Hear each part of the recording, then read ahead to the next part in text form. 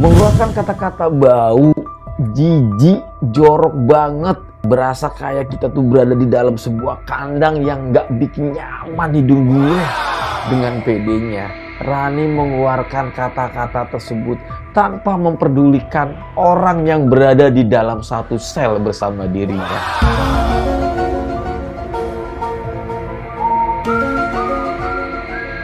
Secara otomatis para pemirsa, kepala geng napi yang bermuka garang pada saat itu langsung Rani pun dirujak habis-habisan sampai mukanya jadi pucat, lemes, bergetar persis seperti orang yang habis kena tipes. Rani baru aja masuk 5 menit atau 10 menit tuh di dalam sel. Gak kebayang tuh nih anak kalau misalnya dia bisa kuat sampai 1 minggu atau 1 bulan, bisa-bisa si Rani kena DBD. Juga berjuang habis-habisan untuk melobi si Jack, menyogok, menawarkan uang dengan jumlah yang sangat banyak, menawarkan janji-janji yang begitu manis, persis kayak caleg yang gagal untuk menjadi anggota dewan. Harapan Dimas cuma satu, dia bisa lolos dari jeratan hukum yang saat ini sedang mengejar dirinya. Secara otomatis para pemirsa, jurus ngeles tersebut malah menjadi sebuah senjata yang tajam yang sengaja dia tusukkan kepada dirinya, dan akhirnya dia pun terperangkap oleh jeratan dan permainan yang dibuat oleh dirinya sendiri. Lembok sih ya Dimas ya.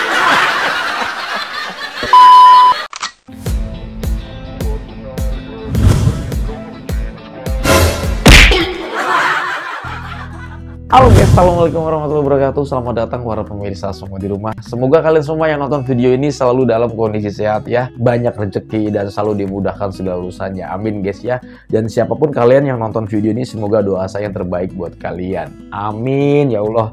Dan seperti biasa tidak lupa pula nih ya, buat teman-teman yang mungkin yang baru pertama kali gabung di channel ini, saya ucapkan selamat datang dan selamat menikmati tayangan yang ada di dalam handphone kalian. Seperti biasa teman-teman ya, saya tidak akan pernah bosan untuk membahas alur cerita dari sinetron drama series Amka di episode yang ke-60.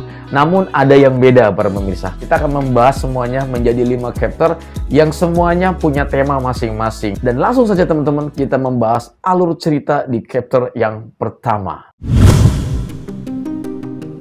Akhirnya Arsif pun dengan berani untuk menceritakan sebuah kebenaran yang memang seharusnya Ibu Dahlia tahu dengan kebenaran tersebut. Yang pertama, dia menceritakan tentang kejadian sebuah pembuktian mengenai kehamilan Rani yang sampai saat ini Ibu Dahlia percaya bahwa yang menghamili Rani pada saat itu adalah sang menantunya, yaitu Raja.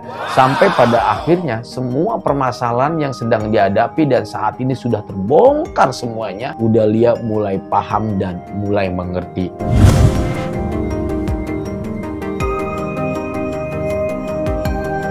Dengan melihat fakta-fakta dan kebenaran yang sudah terjadi di depan mata, karena sekali lagi teman-teman, Ibu Dahlia adalah seorang ibu yang mempunyai prinsip yang sangat kuat sekali.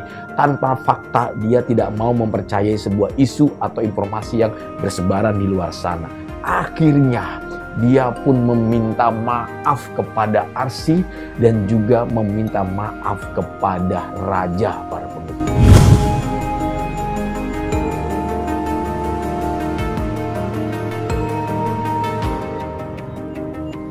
Di momen ini, semua penonton di seluruh Indonesia, bahkan di seluruh dunia, langsung menangis ketika Ibu Dahlia memohon untuk meminta maaf kepada seorang menantu yang bernama Raja ini, yang selama ini selalu menutup diri dan selalu mendoktrin bahwa Raja adalah sosok menantu yang kurang ajar terhadap dirinya.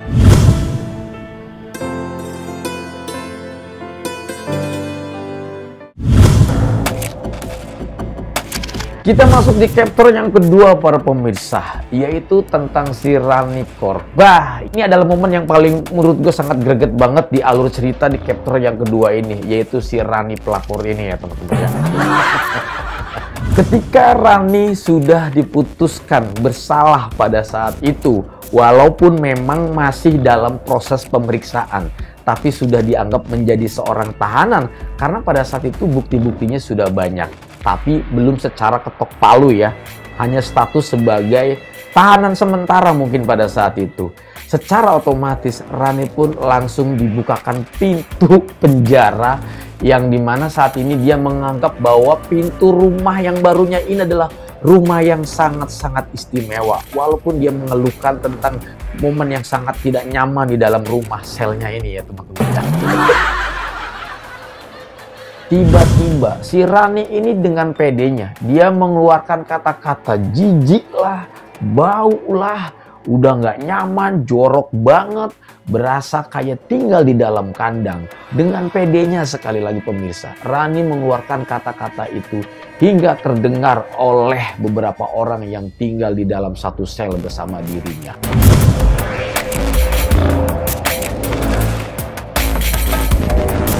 Kepala geng napi tersebut pun langsung datang menghampiri dirinya. Dengan wajah yang begitu sangar, dia mencoba untuk merujak Rani pada saat itu.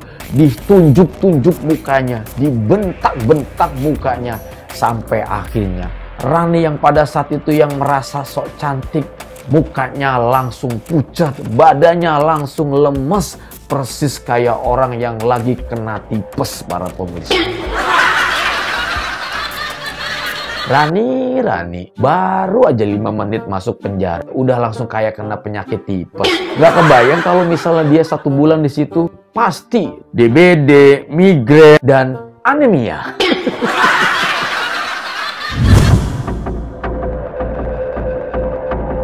Di cerita lain para pemirsa, kita masuk di chapter yang ketiga, Raja dan Arsy. Pada saat itu mereka mempunyai sebuah momen untuk mengobrol bersama di dalam satu mobil karena hendak dari kantor polisi ke rumah sakit teman-teman. Tiba-tiba mereka pun bercerita bahwa sebetulnya kejahatan Rani yang saat ini sudah tertangkap ya dan terbongkar bukan saja mengenai kehamilan dan penculikan Dias, melainkan keterlibatannya tentang kasus menghilangnya nyawa dari sahabatnya sendiri yaitu yang bernama Mona. Hal itu diceritakan oleh seorang Arsy kepada suaminya Raja di dalam mobil tersebut pemirsa. Karena dia curiga pada saat meninggalnya Mona tersebut dia menyampaikan sebuah kata-kata yang sebetulnya hanya beberapa kalimat saja, yaitu kata 2 bulan. Namun dari kata 2 bulan itu dia menyimpulkan bahwa jangan-jangan meninggalnya Mona pada saat itu si Mona mencoba untuk menceritakan sebuah kebenaran kepada Arsy. Namun keburu ketahuan oleh si Rani, makanya Mona pun sengaja dilenyapkan oleh Rani. Tapi sekali lagi, pada saat itu Raja mengatakan kepada istrinya, karena kita belum mempunyai bukti yang kuat, kita jangan melakukan hal yang sangat gegabah terlebih dahulu. Lebih baik kita ikuti proses yang saat ini yang sudah jelas-jelas ada di depan mata kita. Bahwa dia sudah terlibat dengan kasus penculikan Dias dan juga pencemaran nama baik yang secara logis hal itu pun bisa menjerat Rani masuk penjara.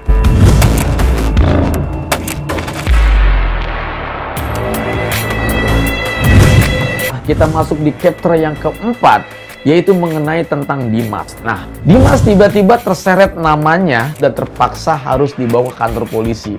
Mungkin kalian sudah menonton ya langsung dari sinetronnya. Tetapi gue akan ceritakan kenapa Dimas bisa masuk di frame ini dan tiba-tiba dibawa ke kantor polisi. Awalnya dia sempat bercerita pada saat diselidiki oleh pihak kepolisian bahwa pada saat itu yang menjadi korban penyulikan bukan cuma Dias, melainkan ada 1 orang lagi yang bernama Dimas. Sedangkan Iqbal dan Raja sudah yakin bahwa sebetulnya pelaku penculikan tersebut adalah si Dimas. Namun karena kurangnya bukti, akhirnya polisi justru kembali ke tempat lokasi kejadian penculikan tersebut dengan membawa Dias, Iqbal, dan juga Raja. Saking penasaran, kepolisian pun datang dan langsung menggeledah tempat itu. Dan secara tidak sengaja, si Dimas pun memang sudah ada di dalam yang berpura-pura menjadi korban penyulikan para pemirsa. Berdasarkan dari semua kesaksian Dias dan juga kesaksian Iqbal dan ditambah lagi bukti-bukti video bahwa dia selama 3 hari menjadi korban penyulikan itu semuanya adalah bohong. Justru dia selama 3 hari yang mengaku menjadi korban penculikan tersebut, dia malah sering kelayaban, ketemu bersama orang-orang, bahkan masuk TV media para pemirsa.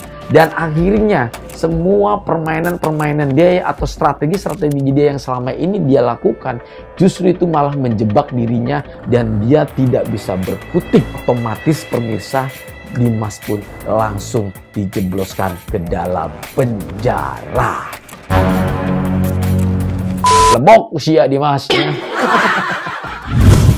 Sebelum menutup video ini, gue akan membahas tentang chapter yang kelima. Menurut analisa saya, kejahatan mereka tidak akan pernah berhenti sampai di sini. Rani sudah masuk penjara. Dimas pun menyusul Rani untuk sama-sama tidur di penjara.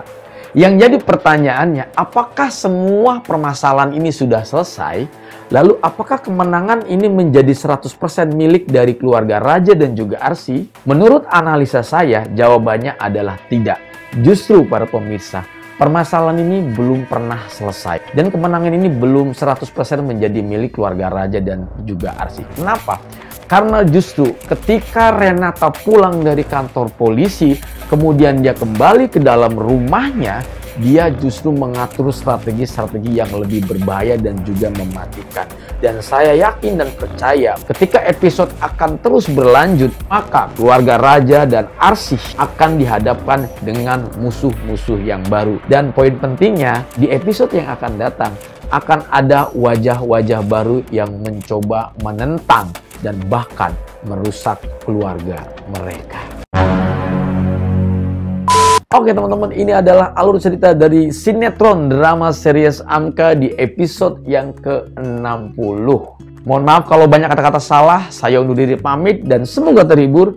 Terima kasih banyak. Assalamualaikum warahmatullahi wabarakatuh dan bye-bye.